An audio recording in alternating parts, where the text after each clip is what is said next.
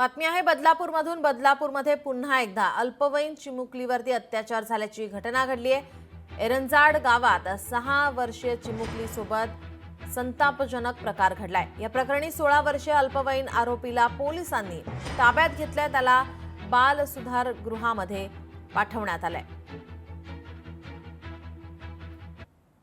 बदलापूर पश्चिम पोलीस ठाणे हद्दीत एरंजाड भागामध्ये एका 16 वर्षाच्या मुलाने एक मुलगी खेळत असताना तिला बाजूला नेऊन तिला नको त्या ठिकाणी हात लावलेला आहे अशी तक्रार आल्याने आपण पोलीस स्टेशनमध्ये गुन्हा दाखल करण्यात आलेला आहे।